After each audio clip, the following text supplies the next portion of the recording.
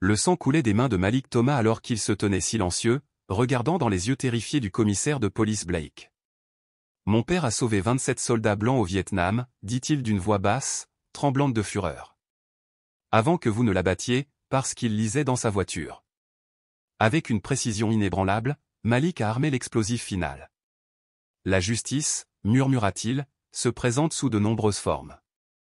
Avant de nous plonger dans cette histoire poignante d'injustice et de vengeance, il faut comprendre ceci, elle a commencé par le meurtre d'un héros de guerre décoré et s'est terminée par l'un des actes de résistance les plus minutieusement calculés qu'Atlanta ait jamais connus. La question qui hantait tous les spectateurs, le génie militaire d'un fils pouvait-il démanteler le système même qui avait volé la vie de son père? Walter Thomas avait 72 ans. Ancien infirmier de combat, décoré de 3 Purple Hearts lors de son service au Vietnam, il avait réintégré la vie civile avec une dignité tranquille. Dans le West Side d'Atlanta en pleine gentrification, où la mémoire se heurtait quotidiennement au déplacement, Walter conservait une présence constante. Sa silhouette était élancée, sa posture droite, chaque mouvement témoignant encore de la discipline inculquée par des années sur le champ de bataille. Chaque matin, Walter s'asseyait sur le porche de sa modeste maison de Vine City, lisant au petit soleil. L'après-midi, il encadrait des adolescents au centre communautaire local. Le soir, il était bénévole à l'hôpital des anciens combattants, où sa main sûre et son jugement clair étaient encore utilisés près de 50 ans après son retour de la guerre. Mais le Vietnam ne l'a jamais vraiment quitté. Les tirs, le chaos, l'odeur du sang, tout cela était présent dans ses yeux. Il se souvenait des missions où il devait ramper sous le feu ennemi pour soigner les blessés. On l'avait surnommé « Saint Thomas », après qu'il eut risqué sa vie pour sauver 3 soldats blancs dont l'unité avait refusé de loger près de soldats noirs. Walter n'a jamais évoqué la cruelle ironie du sort, ces mêmes hommes ont plus tard rédigé les citations qui lui ont valu ses médailles.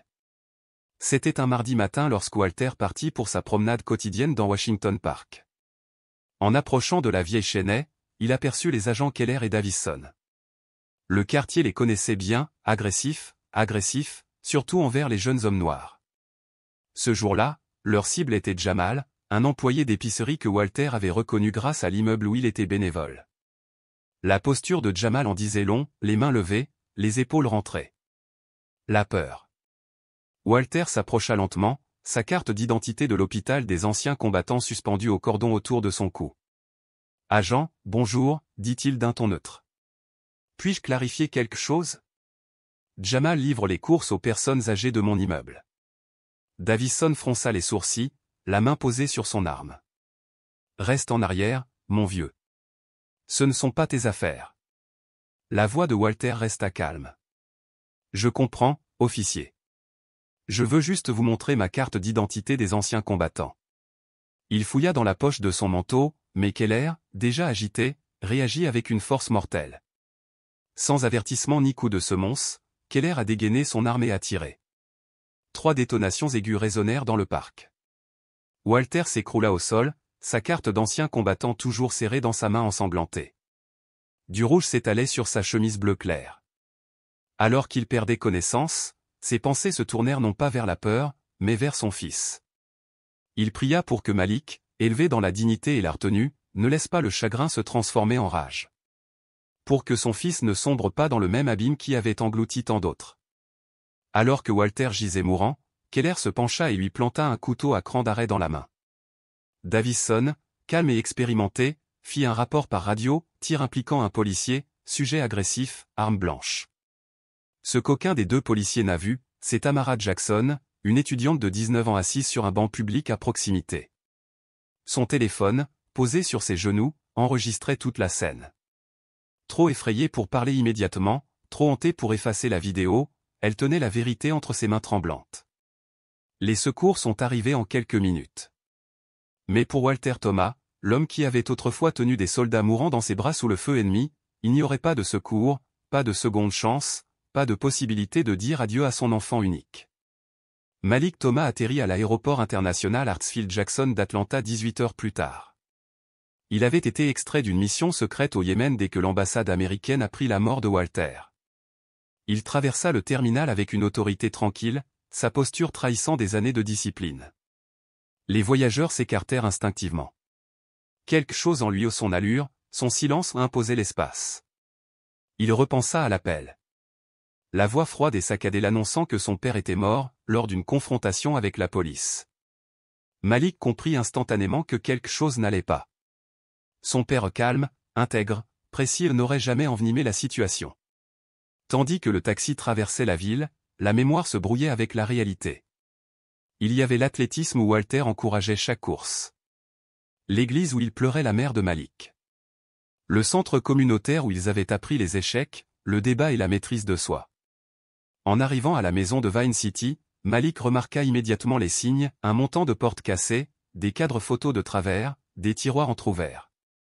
Une tentative de fouille ratée, déguisée en procédure. Son instinct reprit le dessus.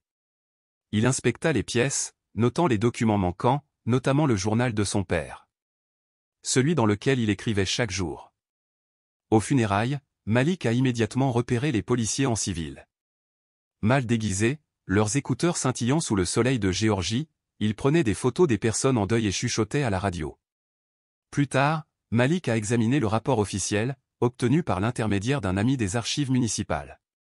Il affirmait que Walter avait dégainé un couteau près d'une zone suspecte de trafic de drogue et s'était jeté sur les policiers. L'histoire était absurde. Ridicule, si elle ne concernait pas la mort de son père. Après la cérémonie, le docteur Reginae, collègue de Walter au service des anciens combattants, s'est approché, les joues ruisselantes de larmes. Malgré sa petite taille, elle tenait fermement la main. « Ton père était l'homme le plus prudent que j'ai jamais connu », murmura-t-elle. Il tenait des registres de tout. Il s'inquiétait de ses officiers depuis des mois, il disait qu'il ciblait les anciens et les vétérans. Malik soutint son regard.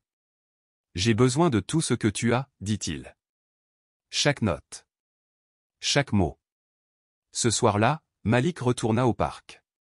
Il scruta les angles de prise de vue, remarqua les angles morts, cartographia les témoins potentiels. Il se tint là où son père était tombé, désormais marqué seulement par des fleurs et des lignes de craie qui s'estompaient. Un adolescent s'approcha, hésitant. « Vous êtes le fils de Monsieur Thomas ? Le soldat ?» Malik hocha la tête. « Je m'appelle Dessaun, » dit le garçon en regardant autour de lui. « J'ai vu ce qui s'est passé. J'habite dans l'appartement là-haut. Ton père m'a aidé à l'école, dans la vie. Et juste comme ça, la première vérité est apparue. Il faut que tu rencontres quelqu'un, dit Deshaun, son regard nerveux passant de Malik à la rue. Quelqu'un qui a tout vu et qui a tout filmé. Mais il faut être prudent. Il recherche quiconque aurait pu être témoin de ce qui s'est passé. L'agent Keller est déjà venu à notre école, posant des questions et proférant des menaces sur le sort des personnes qui répandent de fausses informations sur la police. Deshaun a organisé un rendez-vous pour le lendemain soir dans un jardin communautaire abandonné, derrière l'ancien restaurant Pascal. Il a promis d'amener le témoin qui pourrait enfin élucider l'affaire, qui pourrait révéler ce qui était réellement arrivé à Walter Thomas. En voyant l'adolescent disparaître au coin de la rue, Malik a ressenti les premiers signes de ce qui allait bientôt devenir sa mission. Il ne s'agissait pas d'une quête de vengeance. Il s'agissait d'une opération disciplinée et stratégique, une campagne visant à découvrir la vérité et à traduire en justice les responsables du meurtre de son père, puis à tenter de ternir son héritage par des mensonges. Malik Thomas était une légende de la Delta Force, réputé pour sa patience, sa planification méticuleuse, sa maîtrise de la guerre psychologique et son incroyable capacité à déjouer ses ennemis sur plusieurs fronts. Il allait désormais mettre à profit ce même savoir-faire sur le sol américain, contre des adversaires arborant non pas des uniformes étrangers, mais des insignes de police. Il ne s'agissait pas de sécurité nationale. C'était quelque chose de bien plus intime. Il s'agissait de justice pour un père qui avait passé sa vie à sauver des vies, pour finalement être abattu sans avertissement, sans pitié. Le jardin communautaire derrière celui de Pascal était plongé dans l'obscurité à l'arrivée de Malik. L'instinct prit le dessus. Son entraînement fit mouche, il scruta la zone du regard à la recherche de caméras de surveillance, de points d'embuscade et d'issues de secours ou des habitudes forgées au fil d'innombrables missions à haut risque. Deshaun émergea de l'ombre, accompagné d'une jeune femme. Elle se présenta comme Tamara Jackson, étudiante en soins infirmiers au Spelman College. Elle étudiait sur un banc public le jour où Walter fut tué. Ses mains tremblaient légèrement lorsqu'elle sortit son téléphone. Sa voix était un murmure. Au début, j'avais peur de parler. Après qu'ils ont tiré sur votre père, l'agent Keller m'a regardé droit dans les yeux. Depuis, je reçois des appels étranges. Les voitures de patrouille passent sans cesse devant ma résidence. Tamara a déverrouillé son téléphone et a lu la vidéo. Les images tremblaient, mais la vérité était sans équivoque. On y voyait Walter Thomas s'approcher calmement, sa carte d'identité des anciens combattants bien visible. Il fouillait lentement dans sa poche tout en annonçant clairement son intention, puis les agents Keller et Davison répondaient avec une force meurtrière. 3 coups de feu. Sans prévenir. Puis, l'horreur silencieuse d'un couteau posé délibérément près du corps sans vie de Walter. Il ne les a jamais menacés, sanglota Tamara. Il essayait d'aider ce jeune homme, Jamal, où il le harcelait. Ton père a dit qu'il connaissait Jamal du service des anciens combattants. C'est tout. Malik observait la scène, les poings serrés et le visage glacial, s'efforçant de garder son sang-froid malgré une tempête de feu intérieure. C'était un meurtre. Et maintenant, il en avait la preuve. Nous devons télécharger ceci, a-t-il déclaré.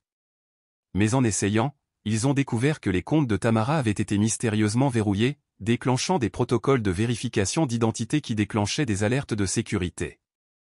Ils surveillent les communications, conclut Malik d'un ton sombre.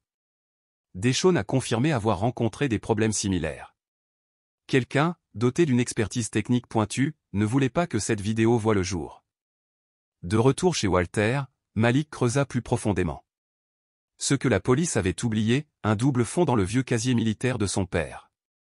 À l'intérieur, soigneusement rangée, se trouvait une collection de carnets, de clés USB et de photographies ou une archive méticuleuse documentant des années d'abus policiers dans les quartiers historiquement noirs d'Atlanta. Walter avait tout catalogué. Nom, date, déclaration, rapports médicaux du VA détaillant les blessures subies par les vétérans issus de minorités lors d'affrontements avec la police. Les entrées les plus récentes se concentraient sur Keller et Davison, retraçant leur agressivité croissante à Vine City et English Avenue, notamment envers les personnes âgées vivant sur des terrains devenus soudainement précieux. Ce n'était pas un acte aléatoire. C'était ciblé. Coordonné. Et puis le lien est apparu, Walter avait lié ses officiers au commissaire Richard Blake, un ancien marine décoré devenu chef de police.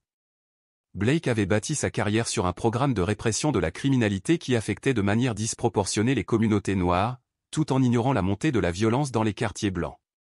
La preuve la plus accablante ? Des photos de Keller et Davison dînant avec des promoteurs immobiliers dans un restaurant chic de Buckhead, ainsi que des documents montrant comment des propriétés saisies ou obtenues par des voies légales douteuses avaient été cédées à des sociétés écrans liées au même promoteur. Papa était en train de monter un dossier RICO, murmura Malik. Les méthodes étaient familières, les mêmes stratégies de collecte de renseignements que Walter avait utilisées au Vietnam pour documenter les atrocités que des officiers supérieurs tentaient de dissimuler. Tandis que Malik et Tamara étudiaient les dossiers, des phares éclairaient la fenêtre du salon. Plusieurs véhicules encerclaient la maison, leur position étant indéniablement tactique. L'instinct de Malik s'éveilla. On nous a compromis, dit-il calmement, en s'emparant des preuves les plus importantes et en les fourrant dans un sac étanche. Des pas retentirent sur le porche. Quelques secondes plus tard, la porte d'entrée explosa vers l'intérieur. Des policiers en civil entrèrent en courant, armes au poing. S'ensuivit une course-poursuite effrénée dans l'ouest d'Atlanta, franchissement de clôtures, fonçage à travers des bâtiments abandonnés, sprint le long des anciennes voies ferrées qui marquaient autrefois la division raciale de la ville. Malik utilisa toutes les manœuvres à sa disposition pour garder l'avantage, divisant les équipes de poursuite et se faufilant dans l'ombre. Finalement, lui et Tamara trouvèrent refuge au fond de la clinique gratuite du Dr. Hay, cachée dans une réserve depuis longtemps oubliée. Il savait exactement où et quand nous trouver, observa Malik, le regard scrutant les environs. Son esprit s'emballa. Quelqu'un nous traque. Et ils ont peur de ce que nous avons découvert. Jusqu'où va cette corruption ? Demanda Tamara, tenant les preuves récupérées sur ses genoux. Sa peur initiale s'était solidifiée. Votre père a sauvé la vie de ma grand-mère au service des anciens combattants, a-t-elle dit. Alors que tous les autres ont abandonné, lui n'a pas baissé les bras. Il m'a appris ce que signifie guérir et défendre ce qui est juste. Je ne les laisserai pas l'enterrer sous le poids du mensonge. Pensez-vous que notre système judiciaire traite tout le monde de manière égale ? Ou existe-t-il encore des préjugés profondément ancrés qu'il faut combattre ? Commentez, 1. Si vous pensez que le racisme systémique existe au sein des forces de l'ordre. Commentez, 2. Si vous pensez qu'il s'agit de cas isolés. Aimez et abonnez-vous pour suivre le parcours de Malik et découvrir ce qui se passe lorsqu'un homme utilise son entraînement militaire d'élite pour déjouer une institution corrompue. Que feriez-vous pour la justice si quelqu'un assassinait un membre de votre famille et essayait ensuite de dissimuler l'incident? Continuez à regarder. Le bureau du FBI d'Atlanta était un bâtiment gris et oublié du centre-ville. Mais à l'intérieur, espérait Malik, se trouvait le pouvoir de faire justice. Après 2 jours laborieux de collecte de preuves, Malik et le docteur ont rencontré l'agent spécial Caroline Whitaker, connue pour ses enquêtes sur la corruption policière. Sa réputation était solide, mais son cercle d'alliés, restreint. Elle écouta attentivement la vidéo de Tamara. Les documents de Walter. La chronologie que Malik avait établie, montrant une nette montée de la violence dans les quartiers voués au réaménagement. Son visage restait indéchiffrable, mais son regard la trahissait. C'est extrêmement grave, a-t-elle déclaré. Il s'agit potentiellement de violation des droits civiques. Peut-être d'une association de malfaiteurs. J'aurai besoin de la garde de tous les documents originaux. Et Madame Jackson a besoin de protection. Malik hésita, puis lui remit les preuves. Il possédait des sauvegardes numériques, enfouies derrière des couches de chiffrement et des boîtes aux lettres mortes, grâce à des années de protocole Delta Force. Pendant 3 jours, Whitaker resta en contact. Les interrogatoires avaient lieu. Les mandats d'arrêt étaient en cours. Un groupe de travail se formait. Puis, silence. Le 4e jour, les appels de Malik ont été redirigés. Ses courriels sont restés sans réponse. Au bureau local, la sécurité lui a annoncé que l'agent Whitaker était indisponible pour une durée indéterminée. Ils lui ont suggéré de contacter les affaires internes, le service même contrôlé par l'ancien ami d'académie du commissaire Blake. Cette nuit-là, le docteur a reçu un appel d'un employé de bureau qui murmurait au téléphone. Les preuves avaient disparu. Whitaker fut réaffecté. L'enquête fut close sur ordre d'en haut. Le système s'était resserré. Mais Malik n'en avait pas fini. Loin de là. Le lendemain matin, Tamara est revenue de ses cours et a trouvé sa chambre universitaire saccagée. Son ordinateur portable et son disque dur de sauvegarde avaient disparu. La seule preuve laissée était un rapport de police, déposé délibérément sur son lit. Certaines fausses déclarations étaient entourées d'encre rouge où une menace claire et nette, cessait d'aider Malik. Conscient du démantèlement calculé de leur enquête, Malik a activé son réseau de renseignement militaire. Il a contacté d'anciens coéquipiers de confiance, des individus disposant d'un accès à des outils de surveillance et à des bases de données bien au-delà de la portée des civils. En 48 heures, ses soupçons ont été confirmés, la corruption allait bien au-delà d'une poignée d'officiers malhonnêtes, voire du commissaire Blake lui-même. Des interceptions numériques ont révélé l'existence d'un réseau secret se faisant appeler « les Gardiens », une alliance de hauts fonctionnaires issus de services de police, de tribunaux et de bureaux politiques. Leur mission était insidieuse, maintenir la « gestion communautaire » par le renforcement violent de frontières invisibles, notamment dans les quartiers en transition. Leur objectif était de réprimer et de contenir les résidents noirs tandis que les prix de l'immobilier étaient manipulés à des fins lucratives. Walter avait découvert ce réseau par inadvertance alors qu'il documentait les mauvais traitements infligés aux vétérans. Il était donc plus qu'un simple témoin, il représentait une menace pour toute l'entreprise. Le danger est devenu indéniablement réel lorsque Malik a survécu de justesse à une tentative d'assassinat.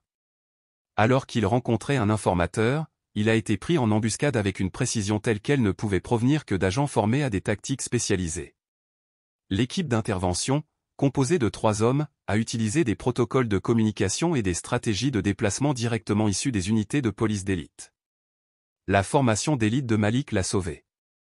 Il a neutralisé les assaillants sans les tuer et a disparu avant l'arrivée des renforts, laissant derrière lui des agents inconscients qui ont ensuite inventé une histoire d'enquête sur des activités suspectes. Trempé par la pluie sous un pont autoroutier, Malik regardait les hélicoptères ratisser la zone où il se tenait quelques instants plus tôt. À cet instant, une dure vérité s'imposa à lui, le système qu'il avait juré de défendre en tant que soldat était désormais déterminé à le réduire au silence et à effacer le nom de son père. Les voies juridiques auxquelles il avait toujours cru, les tribunaux, les agences fédérales, les comités de surveillance étaient compromises. Il se trouvait face à un choix terrible, abandonner son combat pour la justice ou agir en marge d'un système qu'il avait trahi.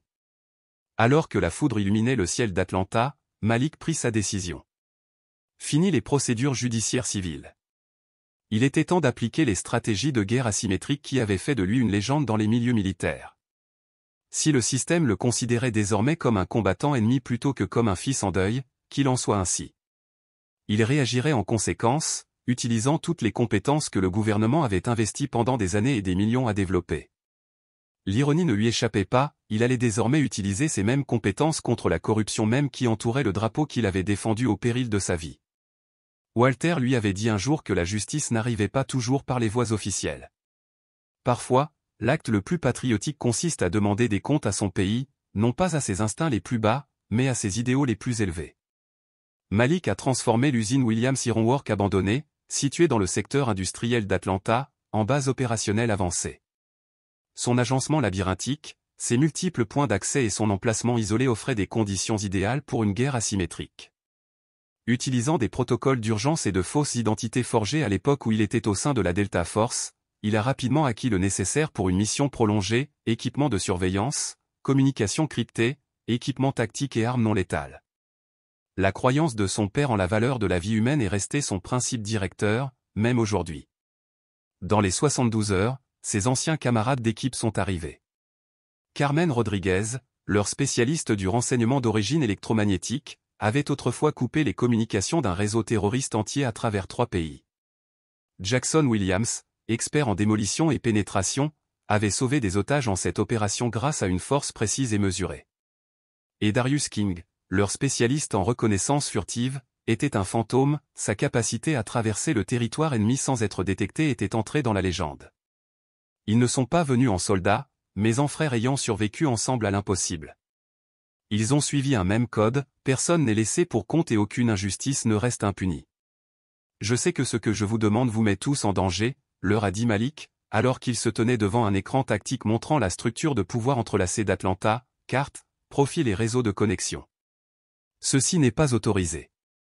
Il n'y a pas de plan d'extraction, pas d'immunité diplomatique. Carmen n'a pas hésité. Votre père a soigné ma mère aux anciens combattants alors que d'autres ignoraient son syndrome de stress post-traumatique. Il lui a sauvé la vie. C'est personnel. Avec son équipe principale en place, Malik a lancé une opération de surveillance à grande échelle. Les patrouilles des agents Keller et Davison ont été analysées, révélant qu'ils ciblaient agressivement les habitations des quartiers en voie de gentrification. Leurs caméras portatives fonctionnaient fréquemment mal lors d'incidents impliquant des résidents noirs, toujours au moment les plus critiques. Les apparitions publiques du commissaire Blake semblaient aléatoires jusqu'à ce que Carmen les croise avec les signaux des antennes relais et les données financières. Une tendance inquiétante est apparue, partout où Blake allait, le harcèlement s'intensifiait et la valeur des propriétés bondissait de 20 à 30%. Il ne s'agissait pas de coïncidence, c'étaient les signes d'une campagne calculée visant à déplacer les résidents de longue date. La vérité était glaçante. Les actions de Blake n'étaient pas seulement corrompues, elles étaient idéologiques. Dans ses échanges privés, il parlait de « gestion démographique » et de « valeurs communautaires compatibles », des euphémismes pour désigner le fait de chasser les familles noires pour remodeler les quartiers à des fins lucratives. Le docteur est, travaillant discrètement au sein du système médical, a fourni des données cruciales, dossiers d'arrestation, rapports de blessures, dossiers médicaux. Considérés individuellement, ils ressemblaient à des incidents isolés, poignets cassés, épaules disloquées, commotion cérébrale. Mais une fois agrégés, ils ont révélé un schéma brutal, généralisé, de recours à une force excessive, dissimulée dans un langage clinique aseptisé. Pendant ce temps, DeSaune et ses amis sont devenus les yeux et les oreilles de l'équipe dans les rues. Ils ont suivi les véhicules de police, signalé les activités suspectes et mis en place un système d'alerte locale pour avertir les habitants dès que Keller et Davison entraient dans leur quartier. Avec le temps, ils découvrirent le local de stockage clandestin de Keller, dissimulé sous le nom de jeune fille de sa mère. À l'intérieur se trouvaient des dossiers accablants, des enregistrements, des documents d'assurance impliquant des collègues policiers, et une collection impressionnante de trophées, montres, portefeuilles et effets personnels confisqués à des victimes de violences policières. La percée est survenue lorsque Carmen a piraté les communications cryptées utilisées par le cercle intime de Blake. Les messages ont révélé leurs cibles, militants, organisateurs, quiconque osait résister. Plus important encore, ils ont confirmé l'existence d'un serveur sécurisé au domicile de Blake, protégé par des verrous biométriques que lui seul pouvait contourner. Il contenait des enregistrements détaillés des activités des gardiens. Malik a élaboré une stratégie progressive. Il ne s'agissait pas de vengeance, mais d'un changement systémique. Nous ne nous en prenons pas seulement aux individus, a-t-il déclaré à l'équipe. Nous démantelons la machine. Une pièce à la fois. Phase 1. Exposer le rôle de l'officier Davison dans le meurtre de Walter avec des preuves si accablantes que même un système corrompu ne pourrait pas les nier. Alors que les préparatifs touchaient à leur fin, Darius souleva la question qui les hantait tous, que se passera-t-il lorsqu'ils comprendront à qui ils ont affaire? Ils disposent des ressources de tout l'appareil policier. Malik étudia la carte devant lui, puis dit doucement, ils ont passé des années à intimider des civils incapables de riposter. Ils n'ont jamais affronté des gens comme nous. Le temps qu'ils comprennent ce qui se passe, il sera trop tard. La routine nocturne de Davison était arrogante et prévisible. Après 23 heures, il passait exactement 47 minutes au Blue Lin Bar, buvait 3 whisky, puis conduisait sa chargée, fournie par son service, jusqu'à l'appartement de sa petite amie à Hammond Park. Il empruntait toujours le même itinéraire, vérifiait ses rétroviseurs aux mêmes intersections et passait le même appel probablement à l'agent Keller au même endroit. La prévisibilité est devenue sa faiblesse. Le 6e soir, alors qu'il s'engageait sur le tronçon mal éclairé du boulevard Ralph McGill, une camionnette de livraison en panne l'obligea à faire un détour. Il s'engagea dans une rue étroite où Jackson avait installé des clous de pneus télécommandés. Sa voiture s'immobilisa. Malik s'approcha à pied, se déplaçant avec la précision et le silence d'un guerrier entraîné à l'infiltration. Davison se réveilla, désorienté par une grenade assourdissante, et se retrouva menotté dans un garage abandonné. Ses armes et son téléphone étaient hors de portée. Une seule ampoule éclairait un écran diffusant des images synchronisées, la vidéo de Tamara, les caméras de circulation, les images du drone. C'était le meurtre de Walter Thomas sous tous les angles. Les menaces et les fanfaronnades de Davison s'effondrèrent lorsque Malik, le visage caché mais la voix ferme et chirurgicale, déconstruisit chaque mensonge. Walter Thomas, vétéran du Vietnam. Triple récipiendaire de la Purple Hat. 72 ans. Arthrite aux 2 mains. Sans casier judiciaire. Aucune violence. Abattu de 3 balles à bout portant alors qu'il cherchait à obtenir une pièce d'identité. Vous avez prétendu que votre caméra fonctionnait mal, mais elle fonctionnait jusqu'à 2 minutes exactement avant l'incident. La carte mémoire de la caméra embarquée a été remplacée. Le couteau? Délivré par le service de police, numéro de série archivé, retrouvé parmi les preuves 3 jours plus tôt.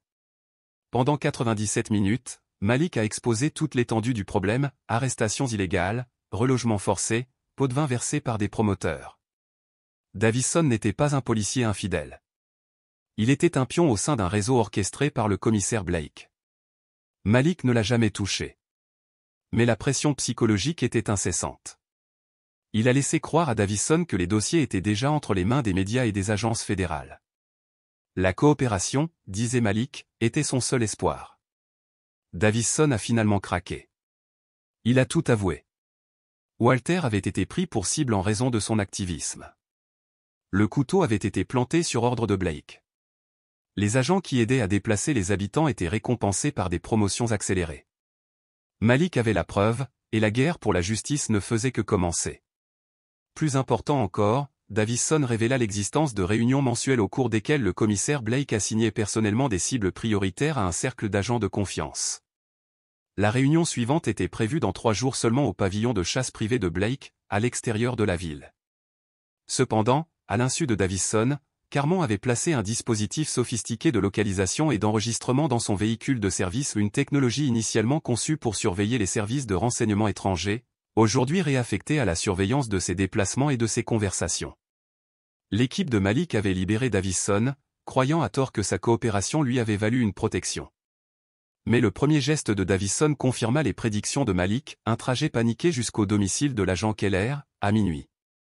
Leur conversation dans la cuisine de Keller a été entièrement filmée avec une clarté exceptionnelle. Davison a révélé la présence de justiciers formés par l'armée enquêtant sur la mort de Walter, et que ces personnes extérieures avaient connaissance du réseau secret des gardiens. La réaction de Keller confirma l'ampleur du complot. Blake sait déjà qu'il se trame quelque chose. Il a convoqué une réunion d'urgence du cercle restreint. Nous avons tous reçu l'ordre de faire le ménage, dossier, enregistrement, tout ce qui pourrait nous relier à la fusillade du vieil homme ou au projet de développement. Il ne s'agit plus de protection du service. Nous avons l'autorisation de mettre en place des solutions permanentes, si nécessaire. Cet échange enregistré a donné à Malik exactement ce dont il avait besoin, non seulement la confirmation de ses soupçons, mais aussi des renseignements détaillés. Il comprenait l'emplacement des preuves cachées, les noms des agents impliqués dans la dissimulation et, surtout, la vulnérabilité créée par la panique croissante. L'élan de l'opération a été mis à rude épreuve lorsqu'une équipe du SWAT a attaqué l'un des anciens sites de surveillance de Malik. Leur précision tactique suggérait une connaissance interne. Jackson a été blessé lors de l'évasion, une balle l'ayant effleuré à l'épaule alors que l'équipe battait en retraite selon des itinéraires préétablis. Cela a confirmé qu'un individu puissant ne se contentait plus de réagir, mais les traquait activement. Tandis que le docteur ait soigné la blessure de Jackson dans un lieu sécurisé, l'équipe réévalua la situation. La mobilisation des gardiens révélée par les communications policières interceptées et le déploiement d'unités tactiques dans toute la ville reflétaient non seulement la peur, mais aussi l'ampleur de leur influence sur les institutions d'Atlanta. Ils traitent ça comme une menace terroriste, observa Carmon, les yeux rivés sur des cartes tactiques changeantes montrant une activité policière concentrée autour d'anciens sites de reconnaissance. Malik remarqua la tendance, elle révélait que les capacités de surveillance des gardiens étaient plus avancées que prévu, mais manquaient encore de précision. Ils ont peur, conclut-il. Et les gens qui ont peur font des erreurs. Davison nous a indiqué la prochaine étape, accéder à Blake et à son entourage. Nous agissons maintenant, avant qu'ils ne détruisent tout. Pendant ce temps, le commissaire Richard Blake lançait une chasse à l'homme dans toute la ville depuis le podium du siège de la police d'Atlanta. Son uniforme était impeccable, ses médailles étincelantes et son expression exprimaient une fureur justifiée lorsqu'il annonça une campagne officielle de traque des « justiciers dangereux », ciblant les « officiers honorables ». La conférence de presse avait été convoquée à la hâte après plusieurs incidents alarmants, des violations des consignes de sécurité, un accès non autorisé au dossier des affaires internes et le comportement erratique de Davison et Keller, qui avaient tous deux demandé un congé administratif, invoquant des inquiétudes pour la sécurité des agents suite à ce qu'ils ont décrit comme une surveillance menaçante. Ces criminels utilisent des tactiques sophistiquées pour saper la confiance du public et entraver le travail de la police, a déclaré Blake, prenant soin d'éviter de citer Walter Thomas nommément. Il a plutôt accusé des agitateurs extérieurs nébuleux et des soi-disant extrémistes anti-police. Carmon, qui surveillait la diffusion depuis leur centre de commandement, analysait les moindres faits et gestes de Blake. Il essaie de contrôler le récit, remarqua TL. Un logiciel de reconnaissance faciale signalait des micro-expressions indiquant stress et tromperie. Mais il est inquiet. Remarquez comme il évite tout détail sur ce qui aurait pu être compromis. Pendant que Blake se produisait devant les caméras, un événement plus sinistre se déroulait dans l'ombre. Des unités tactiques spécialisées furent déployées pour surveiller les quartiers liés à Walter Thomas. Des véhicules banalisés équipés de systèmes de reconnaissance faciale sillonnaient les rues. Des cyberattaques ciblaient même les dossiers hospitaliers du docteur et les comptes universitaires de Tamara. C'était la répression contre laquelle Malik avait mis en garde, les gardiens déployant tout le poids de leurs ressources pour empêcher que les preuves de corruption ne parviennent au public. En réponse, Malik a activé des protocoles d'opération dispersés ou des tactiques conçues pour les territoires hostiles. L'équipe s'est divisée en cellules indépendantes, communiquait uniquement via des canaux cryptés et effectuait des rotations entre des refuges tout en recourant à une contre-surveillance avancée. Davison et Keller restaient sous surveillance grâce à des dispositifs de localisation installés dans leurs véhicules et leurs téléphones. Pendant ce temps, l'équipe s'efforçait de cartographier les réseaux de communication des gardiens, leurs connexions financières et, surtout, l'emplacement du serveur sécurisé du commissaire Blake, un coffre-fort numérique renfermant tous les secrets de l'opération. La situation a dégénéré lorsque le docteur a été arrêté devant l'hôpital des anciens combattants, accusé de falsification et d'obstruction. Les accusations étaient forgées de toutes pièces, l'accusant d'avoir falsifié le dossier de Walter pour diffamer la police. Elle n'a pas été conduite à la prison du comté, mais dans un centre de détention sécurisé, dont le dispositif de sécurité renforcé laissait présager un piège pour Malik. Mais Malik n'a pas mordu à l'hameçon. Il a activé les plans d'urgence perfectionnés au cours de sa carrière dans la Delta Force. Tandis que Carmon déclenchait des distractions numériques dans 3 commissariats, Jackson a déployé des drones modifiés pour surveiller le centre de détention. Darius, déguisé en agent de maintenance, a infiltré le bâtiment, installant des caméras et des boosters pour en cartographier l'intérieur. À 3h17 précises, ils ont procédé à l'extraction. Une panne de courant simulée, des générateurs contaminés et des signaux bloqués ont créé une panne d'électricité parfaite. Ce sauvetage de 4 minutes n'a laissé aucune trace, seulement une cellule vide et un seul message sur les écrans de l'établissement, toute détention injustifiée fondée sur des preuves falsifiées sera documentée et publiée. La tentative du directeur de dissimuler l'affaire interceptée par Carmon a révélé un autre fonctionnaire compromis par les gardiens. Tandis que les gardiens s'efforçaient de gérer l'embarras, Tamara et Darius passèrent à l'étape suivante. Ils dispersèrent des preuves matérielles à travers la ville grâce au réseau d'étudiantes infirmières et de bénévoles de Tamara, chacun transportant sans le savoir des enveloppes scellées vers des boîtes aux lettres, où Darius les récupéra et les redistribua. Leur décentralisation s'est avérée judicieuse lorsqu'Keller, suivant les ordres de Blake, a mené une descente dans ce qu'il croyait être le QG de Malik. Au lieu de cela, ils ont découvert une pièce vide et une clé USB programmée pour transmettre à la presse les images du meurtre de Walter en cas de falsification. Cela a alimenté la paranoïa selon laquelle les preuves étaient déjà hors de portée. Puis vint la révélation. Lors d'un point de routine avec la direction du Guardian, Blake évoqua la désinfection de son bureau à domicile avant une collecte de fonds. Il fit référence au serveur leur Saint Graal et à la nécessité de migrer ces données avant l'arrivée des « invités indésirables ». Carmon a piraté le système de sécurité du domicile de Blake. La propriété était une véritable forteresse, gardes armés, détecteurs de mouvements, authentification biométrique nécessitant ses empreintes digitales, sa voix et son visage. Mais c'était aussi le point faible d'un système par ailleurs dispersé. Blake avait tout centralisé, conservant des archives pour influencer ses co-conspirateurs. Des archives qui auraient pu démanteler les gardiens, démasquer les assassins de Walter et briser le système corrompu qu'ils servaient. Malik étudia les schémas. S'introduire chez Blake, neutraliser la sécurité et extraire l'homme lui-même pour accéder au serveur serait la mission la plus dangereuse de sa vie. C'est une mission à sens unique, dit-il à l'équipe. Une fois que nous aurons bougé, toutes les agences de Géorgie nous traqueront. Le docteur est, toujours en convalescence mais inébranlable, posa une main sur son épaule. Votre père a tout donné, le Vietnam, les anciens combattants, cette communauté. Il a documenté tout cela parce qu'il croyait que la vérité valait la peine de se battre. Quel qu'en soit le prix.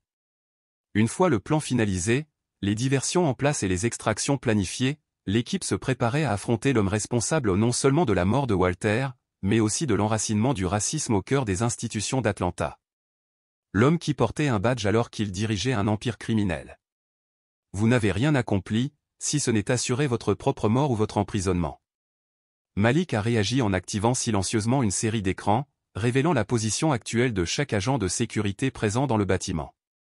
Chacun d'eux était engagé dans des manœuvres de diversion stratégiquement conçues par son équipe.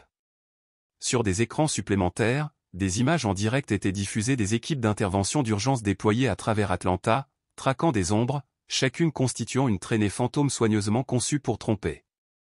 Je sais exactement à qui j'ai affaire, Richard, dit Malik d'un ton calme. La question est, comprends-tu à qui tu as affaire?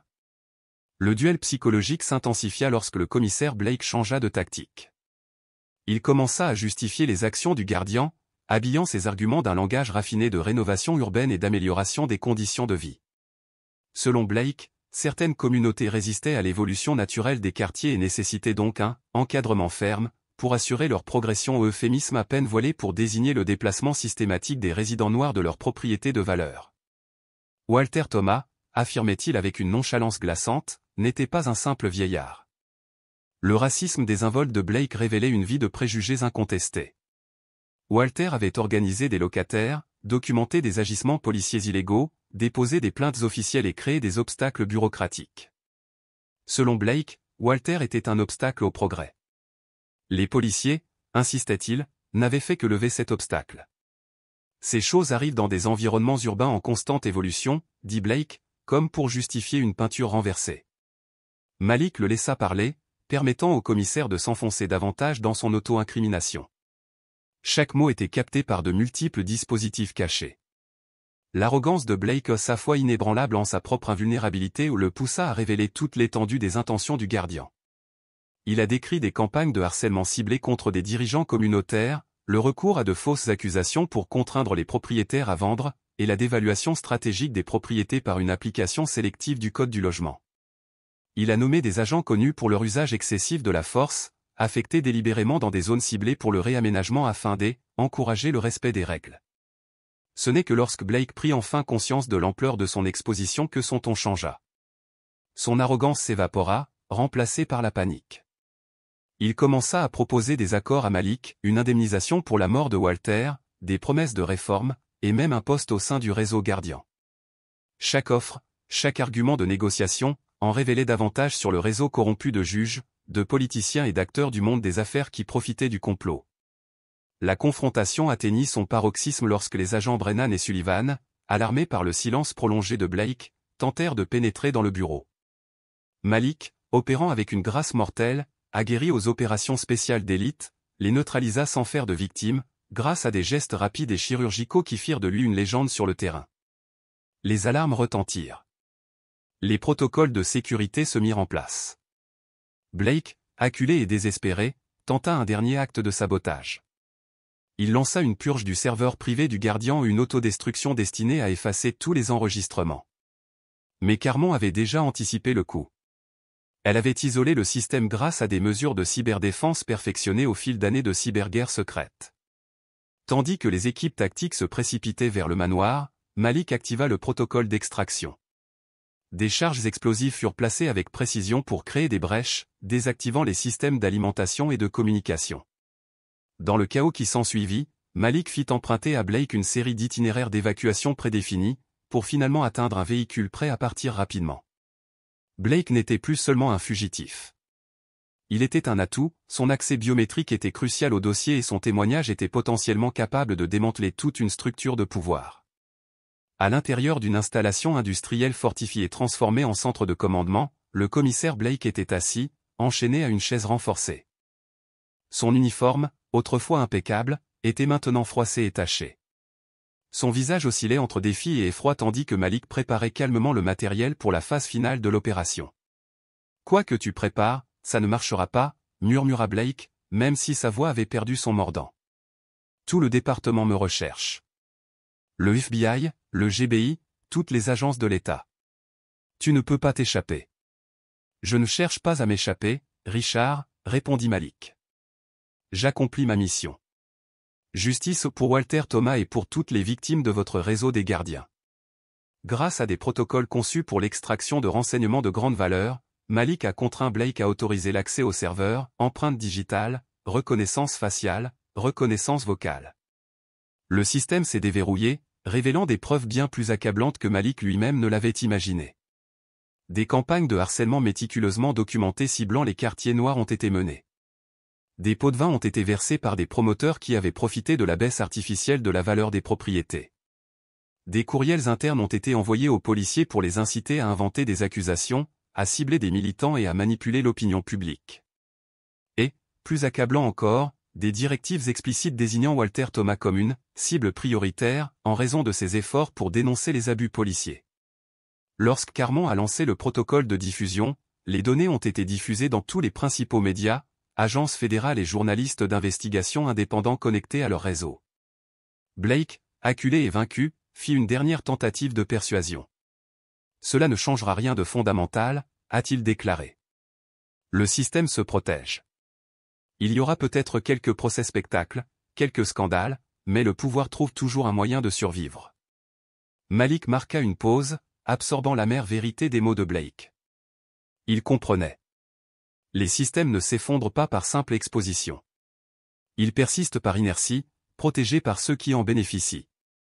Cette connaissance a façonné la phase finale du plan de Malik, non seulement révéler les crimes du gardien, mais les exposer de manière si complète, avec des preuves si irréfutables et une diffusion si large, qu'aucune agence ne pourrait enterrer la vérité. L'effet a été immédiat. Des retransmissions en direct ont montré des agents du FBI s'emparant des commissariats. Les comités de surveillance judiciaire ont convoqué des sessions d'urgence. Les manifestants ont envahi les rues, reconnaissant des visages, des noms et des incidents dans les dossiers. Des hélicoptères ont survolé une ville en pleine ébullition. Plutôt que d'exécuter Blake ou de le laisser à la merci d'un système local compromis, Malik l'a livré avec toutes les preuves directement aux procureurs fédéraux enquêtant déjà sur des violations des droits civiques. C'était une manœuvre échec et mat qui contournait tous les niveaux sur lesquels le gardien pouvait encore avoir une influence. Pendant ce temps, Brennan et Sullivan, qui tentaient de fuir la ville, ont été appréhendés après que l'équipe de Malik a communiqué leur position à des forces de l'ordre non corrompues. Leurs arrestations ont permis d'ajouter de nouveaux témoins à l'affaire. Ces révélations ont déclenché une cascade, les juges se sont récusés des affaires entachées, les procureurs ont rouvert d'anciens dossiers et les responsables municipaux se sont empressés de prendre leur distance avec les projets de développement fondés sur la coercition et les mensonges. Dans les jours qui suivirent, Malik découvrit une dernière vérité. En accédant au fichier chiffré de Walter, il trouva un message programmé à un courriel envoyé automatiquement après 30 jours de silence. Dans ce message, son père révélait avoir prédit sa propre mort. Le message contenait des preuves supplémentaires et un élément plus explosif, la preuve que le gardien n'était pas un cas isolé. Il s'inscrivait dans une stratégie nationale. Partout aux États-Unis, les villes avaient leur propre version, des réseaux de policiers, de promoteurs et de politiciens collaborant sous couvert de « réforme ». Les derniers mots de Walter brisèrent le sang-froid de Malik. « Si tu lis ceci, je suis probablement mort en essayant de révéler ce que j'ai découvert. Ne cherche pas à te venger, mon fils. Recherche la justice, pas seulement pour moi, mais pour tous ceux que ces systèmes ont blessés. Souviens-toi de ce que je t'ai appris sur la vérité, sur le fait de se défendre sans devenir comme eux. C'est plus grand qu'un homme. Ou qu'une ville. Il s'agit de savoir si l'Amérique peut devenir ce qu'elle prétend être. » Malik pleura. Il a honoré cette dernière demande en lançant la Walter Thomas Transparency Initiative, une plateforme nationale visant à dénoncer les fautes professionnelles de la police, à responsabiliser les communautés et à rechercher la justice avec clarté et non avec chaos. Le commissaire Blake a été condamné à 30 ans de prison fédérale pour violation des droits civiques, complot et obstruction. Ses tentatives de se présenter comme la victime d'un extrémisme radical ont été démenties par les preuves. Les policiers directement impliqués dans le meurtre de Walter ont été condamnés en fonction de leur rôle et de leur coopération. Des dizaines de condamnations injustifiées ont été annulées lorsque les articles falsifiés du Guardian ont été révélés. À l'occasion de l'anniversaire de la mort de son père, Malik s'est rendu sur sa tombe au cimetière national d'Atlanta. Il a déposé son insigne de la Delta Force à côté de la pierre tombale de l'infirmière de combat qui avait sauvé des vies au Vietnam et qui avait péri dans la lutte contre l'injustice dans son pays. « Tu avais raison, papa, dit-il doucement. La justice ne vient pas toujours comme on l'attend. Mais elle vient à ceux qui l'exigent, et elle ne s'arrête jamais. » Alors qu'il se tournait pour partir, un jeune cadet de police noire se tenait à proximité, attendant respectueusement. « J'ai rejoint l'académie à cause de ton père, dit l'élève officier. Son histoire et les réformes qu'elle a suscitées m'ont montré que le véritable service consiste à s'opposer à l'injustice, même lorsqu'elle porte un insigne. » À cet instant, Malik comprit la profondeur de la victoire. Non seulement la punition d'hommes corrompus, mais le déclenchement d'un mouvement, inspirant une génération à réformer un système de l'intérieur comme de l'extérieur. Walter Thomas, infirmier de combat, défenseur de la communauté et homme de vérité, avait donné sa vie pour la vérité. Et cette vérité avait libéré de nombreuses personnes, dont son fils, qui perpétuait désormais l'héritage d'une société plus juste.